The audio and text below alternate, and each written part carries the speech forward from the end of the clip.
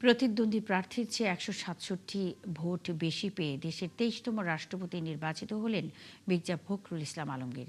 ৩৪৩ সংসদ সদস্যের দেয়া ভোটের মধ্যে ২৫৫টি পেয়েছেন বর্ষিয়ান এই রাজনীতিবিদ। এরই মধ্যে মির্জা ফখরুলকে রাষ্ট্রপতি নির্বাচিত করে প্রজ্ঞাপন জারি করেছে নির্বাচন কমিশন। আজ বঙ্গভবনে শপথ গ্রহণের মধ্য দিয়ে দীর্ঘ রাজনৈতিক ক্যারিয়ারের নতুন এক অধ্যায়ে প্রবেশ করবেন মির্জা ফখরুল। শফিকুল হকের প্রতিবেদন।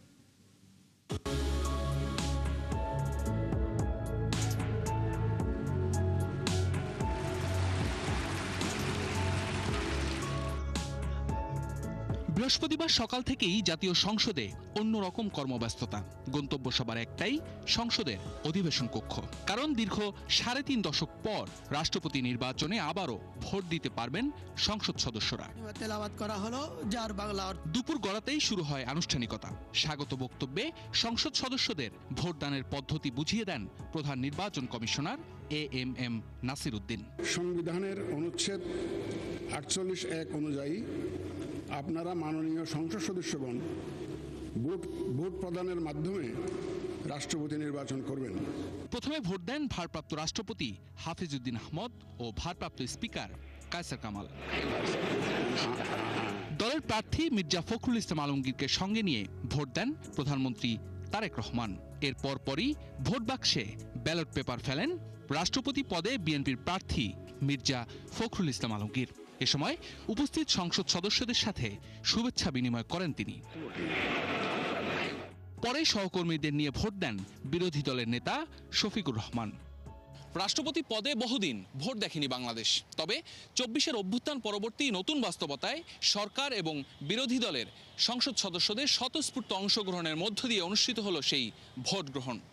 সংসদীয় গণতন্ত্রে ফেরার পর যে ভোটের সংস্কৃতি দেখা গিয়েছিল রাষ্ট্রপতি নির্বাচন ঘিরে, দীর্ঘ ৩.৫ দশক পর আবারও সেই প্রক্রিয়ায় ফিরল প্রতিদ্বন্দ্বিতা। বিকেল ৫টায় ভোট গ্রহণ শেষে অধিবেশন কক্ষেই সংসদ সদস্যদের সামনে শুরু হয় ব্যালট গণনা। কতজন ভোট দিয়েছেন, কতটি ব্যালট বৈধ, কতটি বাতিল, সব হিসাব শেষে আনুষ্ঠানিক ফলাফল ঘোষণা করেন প্রধান নির্বাচন কমিশনার। ডক্টর অলি আহমদ বীর বিক্রম পেয়েছেন ৮৮টি ভোট, 88 ভোটস, এবং জনাব মির্জা ফখরুল ইসলাম আলমগীর পেয়েছেন ২৫৫ ভোট, 255। আমি ঘোষণা করছি যে জনাব মির্জা ফখরুল ইসলাম আলমগীর সর্বোচ্চ সংখ্যক ভোটপ্রাপ্ত হওয়ায় রাষ্ট্রপতি পদে যথাযথভাবে নির্বাচিত হয়েছেন। দীর্ঘ রাজনৈতিক জীবনে নানা উত্থান পতনের সাক্ষী এই নেতা এবার আর কোনো দলের মহাসচিব নন, পুরো রাষ্ট্রের অভিভাবক তিনি। ফলাফল ঘোষণার সঙ্গে সঙ্গে তাকে লাল গোলাপের শুভেচ্ছা জানান প্রধানমন্ত্রী। রাজনৈতিক পরিচয়ের ঊর্ধ্বে উঠে নতুন দায়িত্ব পেতে যাওয়া মির্জা আলমগীর ভালোবাসায় সিক্ত হন সরকার ও বিরোধী দলের সদস্যদের কাছ থেকেও। শফিকুল হক, একাত্তর, ঢাকা। ছাত্র রাজনীতি দিয়ে যে পথচলা শুরু হয়েছিল, সেই পথ পেরিয়ে পৌর চেয়ারম্যান, সংসদ সদস্য, মন্ত্রী, দলের মহাসচিব এবং শেষ পর্যন্ত বাংলাদেশের ২৩তম রাষ্ট্রপতি। ঠাকুরগাঁওয়ের মির্জা ফখরুল ইসলাম আলমগীরের রাজনৈতিক জীবনের দীর্ঘ যাত্রার নতুন ঠিকানা এখন বঙ্গভবন। রাজনীতির মঞ্চ থেকে রাষ্ট্রের সর্বোচ্চ পদে এক দীর্ঘ অভিযাত্রার নতুন অধ্যায়। শফিকুল হকের আরও একটি প্রতিবেদন। এই খররুদ্র জলজ বাতাস, মেঘক্রান্ত বিকেলের পাখিরা আমাকে চেনে, তারা জানে আমি কোনো অনাত্মীয় নই। ঠাকুরগাঁওয়ে ভালোবেসে সবাই তাকে মির্জা আলমগীর নামেই ডাকে। রাজপথ থেকে সংসদ, সংসদ থেকে মন্ত্রিসভা, আর দলীয় রাজনীতির দীর্ঘ পথ পেরিয়ে এবার যাত্রা বঙ্গভবন। খোদার কসম, আমি ভিনদেশের পথিক নই, আমি কোনো আগন্তুক নই। তবে এই যাত্রা একদিনে তৈরি হয়নি। এর পেছনে রয়েছে প্রায় ৬ দশকের রাজনৈতিক অভিজ্ঞতা, আন্দোলন সংগ্রাম আর নানা বাঁক পেরোনোর ইতিহাস। আমি ১৯৪৮ সালের ২৬ জানুয়ারি ঠাকুরগাঁওয়ে জন্ম। বাবা মির্জা রুহুল আমিন ছিলেন রাজনীতিক ও সাবেক সংসদ সদস্য। বিশ্ববিদ্যালয় জীবনেই ছাত্র রাজনীতিতে জড়িয়ে পড়েন। ৬০-এর দশকে ছাত্র আন্দোলনের সঙ্গে সম্পৃক্ততা তার রাজনৈতিক পথ চলার সূচনা করে। মুক্তিযুদ্ধের সময়ও ছিলেন সক্রিয়। স্বাধীনতার পর ফিরে আসেন শিক্ষকতায়। তবে রাজনীতি থেকে দূরে থাকেননি মির্জা ফখরুল ইসলাম আলমগীর। বিএনপি নেত্রী খালেদা জিয়া তিনি তার সারাটা জীবন গণতন্ত্রের জন্য লড়াই করেছেন। একদিকে ইন্ডিপেন্ডেন্স, আরেকদিকে গণতন্ত্র, ডেমোক্রেসি, সবগুলো মিলিয়ে বিএনপি হচ্ছে সবচেয়ে বড় forum, right forum for the patriotic young forces to join BNP. 80-র দশকের শেষ দিকে স্থানীয় রাজনীতিতে সরাসরি সক্রিয় হন। প্রথমে পৌরসভার চেয়ারম্যান নির্বাচিত হন। 1992 সালে দায়িত্ব পান ঠাকুরগাঁও জেলা বিএনপির সভাপতির। এরপর ধাপে ধাপে জাতীয় রাজনীতিতে উত্থান। 2001 সালে ঠাকুরগাঁও 1 আসন থেকে সংসদ সদস্য নির্বাচিত হয়ে দায়িত্ব নেন কৃষি এবং বেসামরিক বিমান পরিবহন ও পর্যটন মন্ত্রীর। কিন্তু তার সবচেয়ে বড় রাজনৈতিক অধ্যায় শুরু হয় বিরোধী রাজনীতির সময়।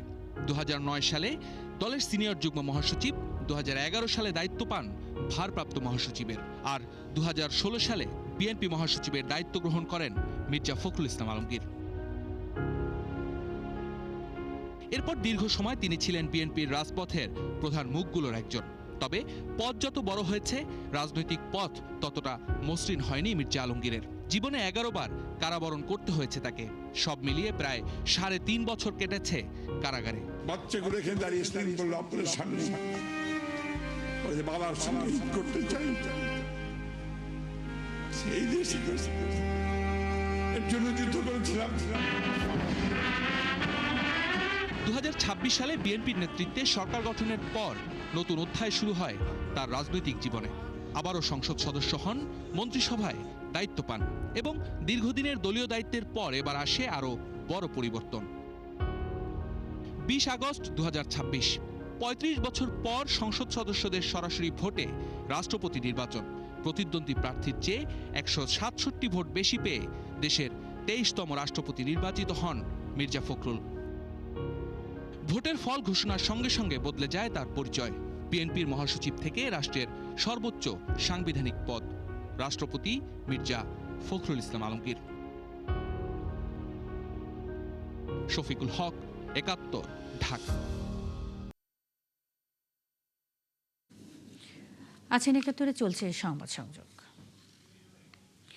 স্মৃতিতে 24 নতুন প্রজন্মের চোখে গণঅভ্যুত্থানের ইতিহাস প্রতিপাদ্যে লালমনিরহাটে অনুষ্ঠিত হয়েছে মাসব্যাপী আন্তঃবিদ্যালয় বিতর্ক, রচনা ও চিত্রাঙ্কন প্রতিযোগিতা।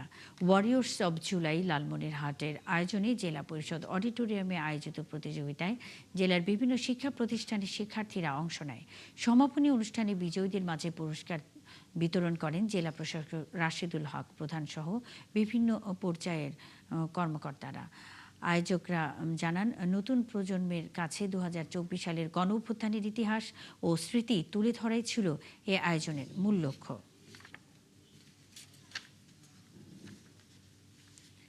নাট্যাচার্য সেলিম আল দীনের ৭৭তম জয়ন্তী ও থিয়েটার অঙ্গনের 3 যুগ পূর্তি উপলক্ষে জামালপুরে শুরু হয়েছে 3 দিনের নাট্য উৎসব।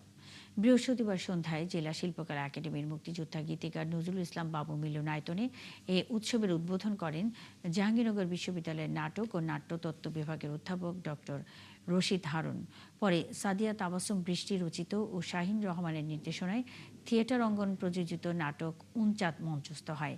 ঢাকার সদরঘাটের চাঁদনী নামে এক পথশিশুর জীবনে ঘটে যাওয়া বাস্তব ঘটনা অবলম্বনে নাটকটি নির্মাণ করা হয়। এছাড়াও শুক্র ও শনিবারও একই মঞ্চে সন্ধ্যা 7:30টায় উনচাঁদ নাটকটি প্রদর্শিত হবে। আগামী শনিবার নাটক মঞ্চায়নের পর শিল্পকলা একাডেমি থেকে আলোর মিছিল ও শহরের ব্রহ্মপুত্র নদে ভেলা ভাসানোর মধ্য দিয়ে উৎসব শেষ হবে। দর্শক, চলছে সংবাদ সংযোগ। সরাসরি সংবাদ অনুষ্ঠান দেখতে চোখ রাখুন 71-এর ফেসবুক পেজ এবং সাবস্ক্রাইব করুন 71-এর ইউটিউব চ্যানেল। থাকুন 71-এর সাথেই।